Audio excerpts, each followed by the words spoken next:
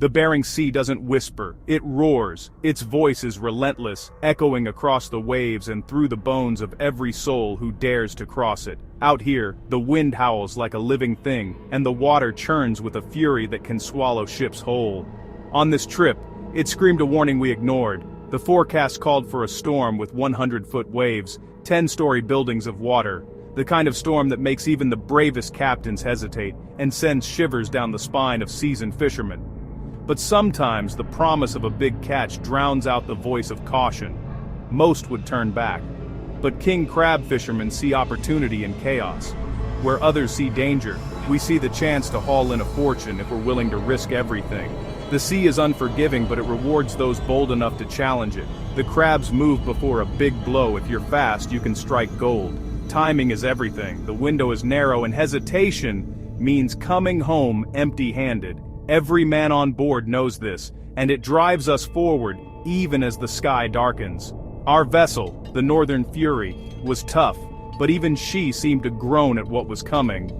We left Dutch Harbor under a bruised sky, the air thick with tension. Every creak of the hull, every gust of wind, reminded us of the challenge ahead. There's a certain electricity before a storm, a sense that you're about to cross a line you can't uncross. Every man knew the risks, but bills don't pay themselves, and the sea calls to those who need to test themselves. For some, it's about survival. For others, it's about pride, or proving something to themselves or the world. Out here, motives mix with salt and spray. We pointed the bow into the storm, ready to roll the dice. The journey out was calm, a deceptive peace before chaos.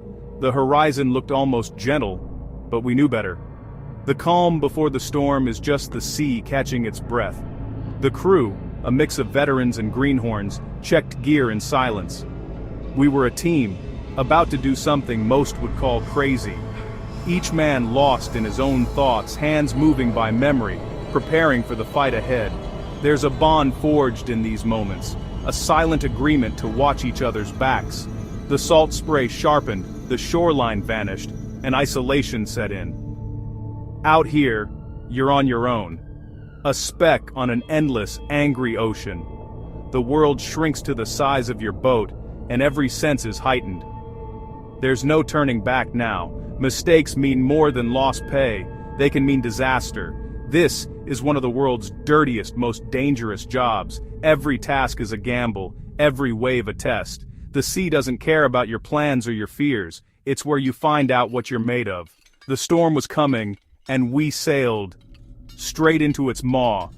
Hearts pounding, eyes fixed on the horizon. Out here, courage is the only currency that matters. Preparation is everything when facing a 100-foot storm. On deck, every piece of equipment was checked and secured. 800-pound crab pots were chained down. One loose pot could kill. The crew moved with practiced efficiency, knowing a missed detail could be fatal. In the engine room, engineers checked every system. If the engine dies, so do you. Hydraulics powering the crane and pot launcher were tested. Essential but dangerous. A burst hydraulic line can slice through steel. The crew treated the gear with respect and caution. Survival suits went on. Bright orange reminders of the stakes. Safety drills were reviewed. The captain's word is law. Everyone knew their job and the job next to them. Redundancy is survival. We were ready. Now, we waited for the storm. The storm crept up, not crashed in. It was a slow, creeping menace, the kind that makes your skin prickle before you even see the first flash of lightning. The air grew heavy, thick with anticipation, as if the ocean itself was holding its breath. Swells shortened, the sky turned slate gray, and the wind howled. The sea, once restless but manageable, transformed into a living thing, angry, unpredictable, and wild. Each gust of wind seemed to carry a warning, rattling the rigging and sending icy spray across the deck.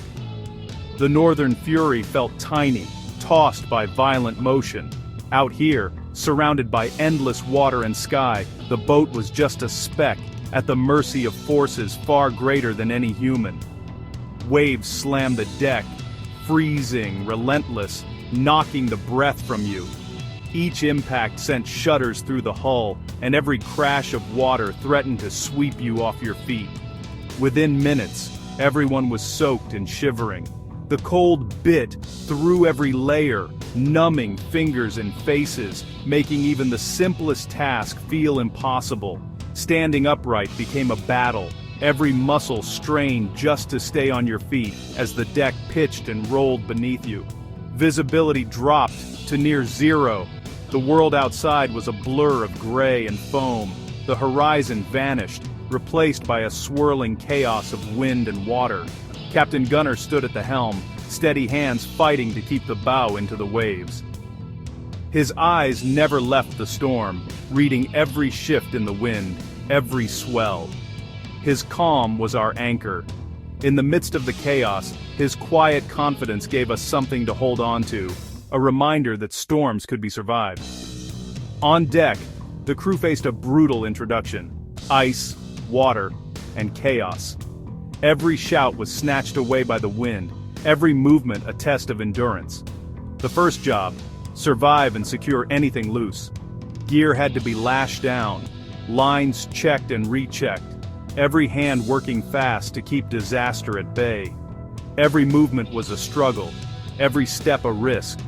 The deck was a minefield of hazards, and one wrong move could mean disaster. The sea was just getting started. This was only the beginning, a warning shot from the storm gods. The real work hadn't even begun. The hardest hours were still ahead, and every man on board knew it.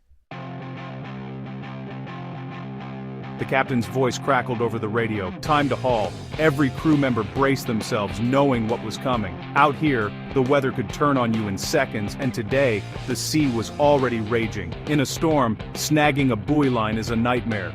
The boat pitched and rolled, salt spray stinging faces as the crew searched for the telltale flash of color in the chaos. The deck boss timed the throw perfectly, aiming for a fleeting glimpse of orange bobbing between the waves. One shot, and it had to count. Miss, and you waste precious time and fuel, both in short supply when the weather's this bad. Every failed attempt meant another dangerous pass. Once hooked, the line, under immense tension, was fed into the hydraulic block. The machinery groaned, straining against the weight and the sea's fury. If it snapped, it could kill. The crew kept their distance, eyes locked on the line, knowing a single mistake could be fatal. The pot surfaced, swinging wildly, unpredictable as the wind. Steel and salt water collided in a blur of motion. The crane operator had to nail the lift, guiding the heavy pot safely onto the deck while the boat lurched beneath his feet. On deck, the crew swarmed the pot, sorting crabs in seconds, every movement practiced, every second critical. Keepers went to the tanks, the rest back to the sea. There was no time to hesitate, no room for error. Pots were rebaited and launched again, relentless, coordinated chaos. The rhythm of the work was as unforgiving as the ocean itself. No breaks, no real meals, just snatched bites and 20-minute naps. Fatigue set in, but the work never stopped. The cycle repeated for hours, sometimes days. Each haul blurred into the next, the storm never letting up. It was a deadly dance with steel and sea, a test of endurance, skill, and sheer willpower where only the toughest survived.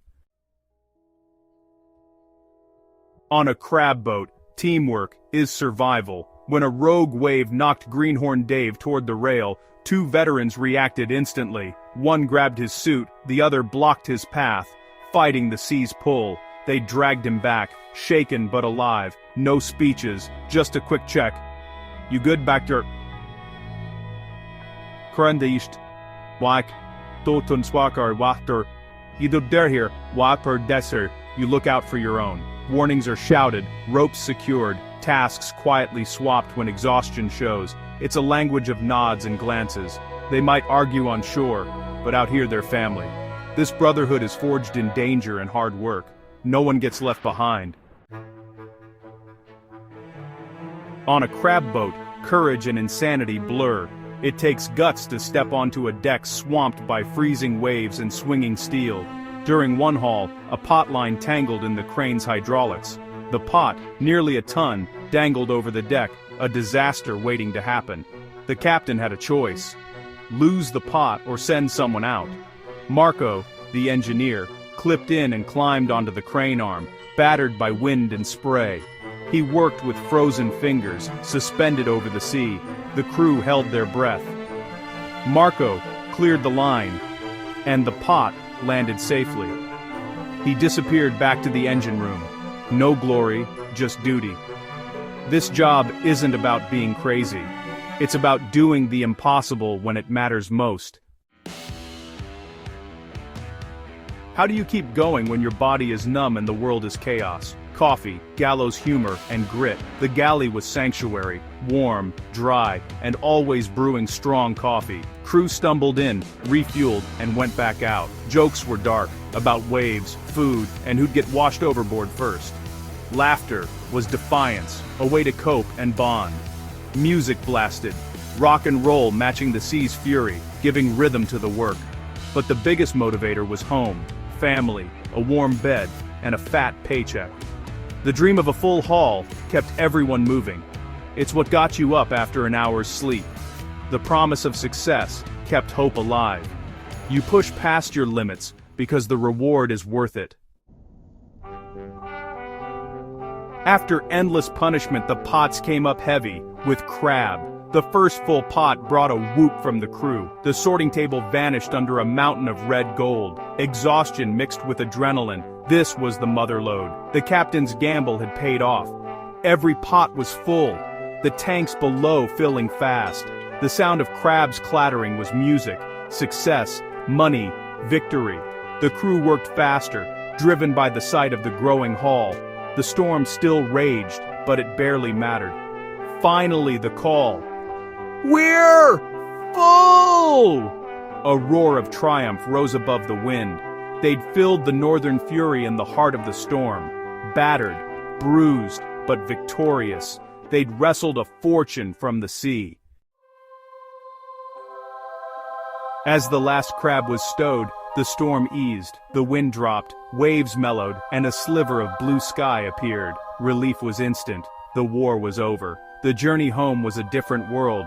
Gentle rocking, exhausted men finally resting. The galley buzzed with quiet satisfaction and hot food. Pride showed on every face. They'd faced a monster, and won. Dutch Harbor appeared, and a quiet cheer went up. The boat was battered, but intact and full. They'd gone to war with the Bering Sea and returned with the spoils. Dirty, dangerous, brutal, but they wouldn't have it any other way.